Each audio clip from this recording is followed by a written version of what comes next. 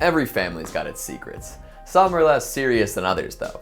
Maybe the star pupil became a part-time fry cook, or maybe their second cousin twice removed is addicted to perks. Some things people just don't want to share with the outside world. Does a cult resemble a family, or does a family resemble a cult? They both tend to get violent when the cards are on the table now, don't they? Good question though, right? Hello horror heads, and welcome back to the scariest channel on YouTube, Top 5 Scary Videos. I'm your horror host Keegan Hughes, and today we're going to be counting down the top 5 scary family secrets. So crack open your photo albums and see if you can dredge up the old family journals, because things are about to get weird.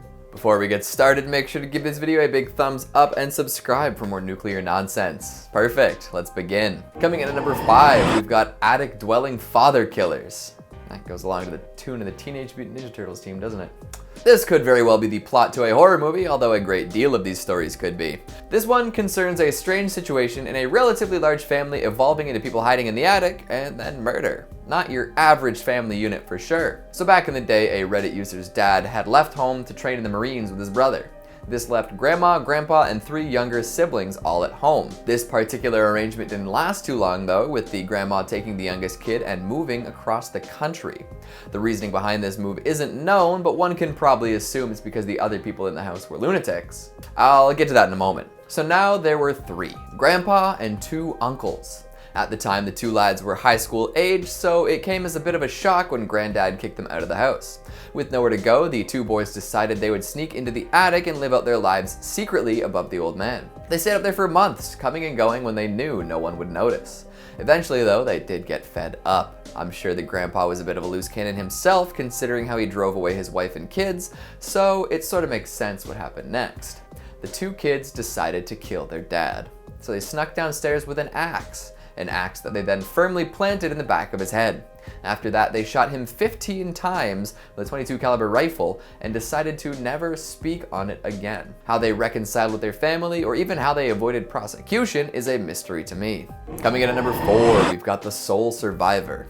People are fascinated with death. Morbidity is ingrained into our brains. So of course, people talk about mass killings and serial killers and all sorts of other terrible events often. But what if a famous mass shooting involved your family specifically? This was the case for a Reddit user who told the tale of a massacre that hit closer to home than she expected. They had vague memories of their mother telling them about a cousin who had undergone some tragedy, but never fully understood what it was. That is, until they caught a documentary on a Canadian mass shooting. In a small town outside of Saskatoon, a man drove up to a family farm, walked in, and shot everyone present. However, because of how she was nestled into her bed, he missed the family's 4-year-old daughter. After learning about this, the writer put the pieces together and realized that she was related to this family.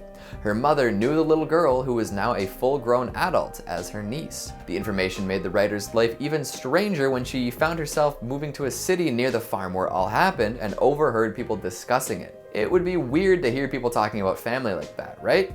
Especially if you didn't really know anyone involved and it happened before you were born. It just seems like one of those stories that only happens to other people. Oh, that could never happen to me or anyone I know? And then it does. What do you even say when it comes up in conversation? Oh, I'm vaguely related to that story. I'm sure there are some true crime aficionados out there who know every fact and figure from the massacre and could walk all over that discussion. Sheesh. Coming in at number 3, we've got Cutout of Pictures. It's almost a cliche at this point, right? Cutting someone who is no longer accepted in your life out of old photos. I suppose now people edit the digital copies, putting blurs or censor bars on the faces of those who have wronged them. But back in the day, when you only had one hard copy of family photos, you had to be serious if you were going to remove someone from your life. Well, this family had a really good reason to cut a member out. So apparently one day the family got together to clean out their grandparents' home. While going through some old photographs, one fell to the floor. The writer picked it up and saw that it was framed in such a way that one man in particular was cut out. Curious, they cracked a joke along the lines of, "What did this guy do? Why are we hiding him?" Well, this was the wrong move and everyone just acted weird for a bit. Confused and embarrassed, the writer put the picture back and continued on with their chores. Later, when they got home, they asked their parents what was up. Why'd everyone get all weird when they brought up that picture? So their parents sat down to tell a story. Apparently, the man who was cut out of the picture was a sore spot for the family. He had murdered his wife and attempted to kill his kids. His kids that were very much in the room that afternoon when the photo was brought out. Yikes. Imagine that, making a tasteless joke about the man who killed someone's mother right in front of them. Not a position anyone wants to be in.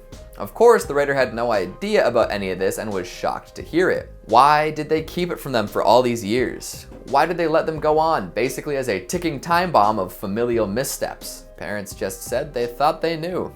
Whoops. Coming in at number 2, we've got my great-grandfather killed 2 people. Not my great-grandfather though, some online storyteller's great-grandfather. This story is equal parts horrific and tragic, which is the perfect recipe for a family secret. Apparently only 2 people knew about it too. Well, at least until it was posted on Reddit. The 2 folks who originally knew about the murder were indeed the writer and their grandfather's wife. It could be his grandmother, but in the story they always refer to her as his wife, so I'll stick with that for now. So the family actually knew that the grandfather killed his wife and distanced themselves from him as such. She was suicidal and claimed that she couldn't get into heaven if she killed herself, so she got her husband to do the deed for her. This actually ties in with the other murder, believe it or not. The only way she could convince him to go through with it was by leveraging her knowledge of his previous murder, which is really sad. Now, the writer of this tale was warned away from spending time with their grandfather, but they did so anyway. In fact, they really enjoyed his company. After he died, the family sold his house and belongings and washed their hands of the whole ordeal. However, they neglected to go through his old woodshed, where he would spend hours whittling.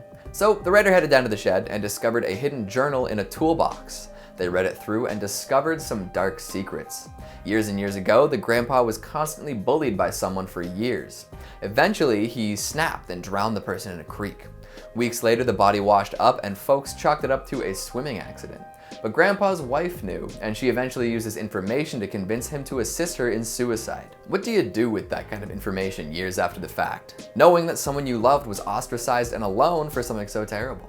And finally, at number 1, we've got Killer Uncle, Killer Cult. Hopefully I don't get too many death threats for this one, but we all know Scientology is pretty sketchy, right? I used to actually walk by the recruiting center on Rideau Street, offering free personality tests. I never went in. And my doubts were well founded if this story is to be taken as true.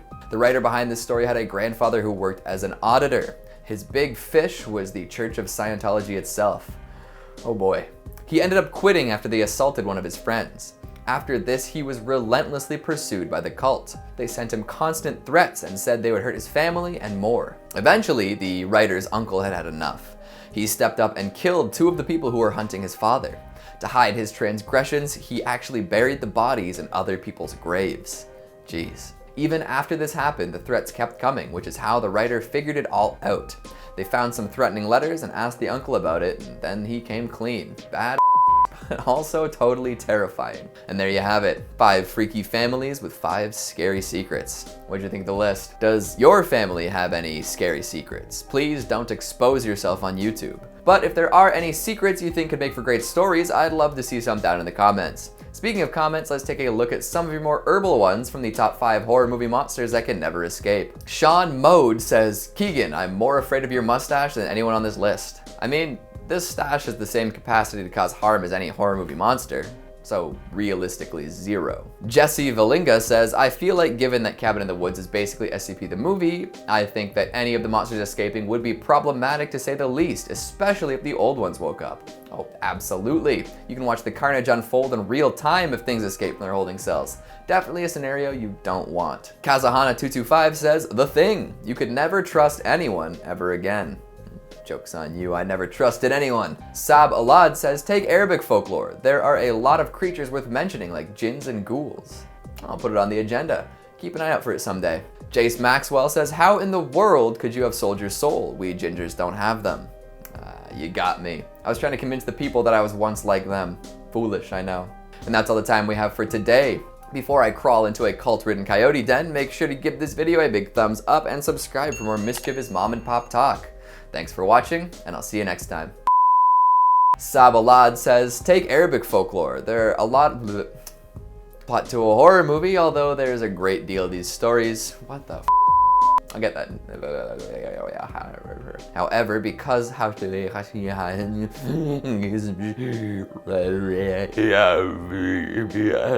apparently the man who was cut out of the picture was a he had